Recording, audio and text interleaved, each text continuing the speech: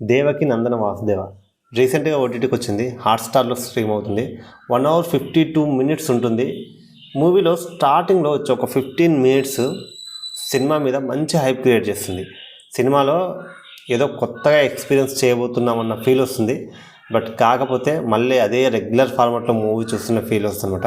ఇక స్టోరీ విషయానికి వస్తే, కంసరాజు అందరూ భయపడే ఒక క్రూరమైన పాలకుడు. కాశీ పర్యటనలో ఒక శివ మహర్షి తన సోదరి 3వ సంతానం వల్ల అతనికి మరణం సంభవిస్తుందని హెచ్చరిస్తాడు. ఇంతలో కంసరాజు సోదరి దేవయానికి సత్య అనే కుమార్తె పుడుతుంది. హీరో కృష్ణుడు ఓ వివాహంలో సత్యను కలిసినప్పుడు ఆమెతో ప్రేమలో పడతాడు. 21 సంవత్సరాలు జైల్లో గడిపిన తర్వాత కంసరాజు విడుదలవుతాడు. కంసరాజు 21 సంవత్సరాలు జైల్లో ఎందుకు గడిపాడు? కంసరాజు తన సోదరి కుమార్తెని ఏం చేశాడు? సత్య ప్రేమ కోసం కృష్ణుడు ఏం చేశాడు? అండ్ కృష్ణుడు కంసరాజుని ఎలా ఎదుర్కొన్నాడు?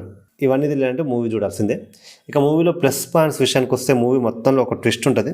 సో ఆ ట్విస్ట్ మాత్రం నాకు చాలా బాగా అనిపించింది. అండ్ చెప్పాను కదా, స్టార్టింగ్ ఒక 15 మినిట్స్ బాగుంటుంది, అండ్ తర్వాత ఎండింగ్లో ఒక 5 మినిట్స్ బాగుంటుంది. అండ్ మిగతా మధ్యలో జరిగే స్టోరీ అంతా కూడా మళ్ళీ మన రెగ్యులర్ ఫార్మాట్లో అనిపిస్తుంది. కొత్తగా అయితే ఏమనిపించదు. అంటే స్టార్టింగ్ తీసుకున్న ఆ 15 మినిట్స్కి, సో అంటే మనకి పౌరాణిక కథను ఆధారంగా బేస్ చేసుకుని తీసినప్పుడు మళ్ళీ మధ్యలో వీటిని కొంచెం ఇంక్లూడ్ చేసి సినిమాని కొంచెం మంచి విజువల్గా హైప్ తీసుకురావచ్చు. బట్ డైరెక్టర్ ఆ విషయం అయితే చాలా తడబడ్డాడని చెప్పాలి.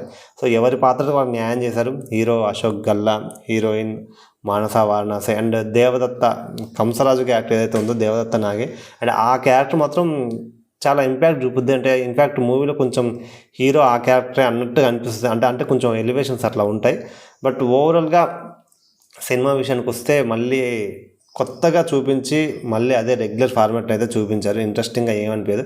అండ్ హీరో హీరోయిన్ మధ్య వచ్చే రొమాంటిక్ లవ్స్, ప్రేమ ఏదైతే ఉందో అది కూడా అంతగా అనిపించదు. చాలా ఇంకొంచెం పెడితే బాగుండు అనిపించింది. అంటే ఒక డెప్త్ అనేది చూపించలేదు స్టోరీలో. సో డెప్త్ లేకపోవడం వల్ల రెగ్యులర్ ఫార్మాట్లో అనిపిస్తుంది. మధ్య మధ్యలో అన్ని బోరింగ్ సీన్స్ ఎక్కువ కనపడతాయి.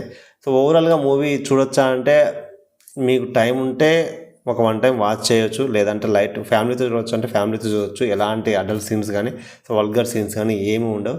సో ఓవరాల్గా దేవకి నందన వాసుదేవ అక్కడక్కడ బోరింగ్ సీన్స్ వదిలేసి టైం ఉంటే చూడొచ్చు, లేదంటే లైట్ ఇంకొక మూవీ ఏదైనా ఉంటే చూసుకోవచ్చు.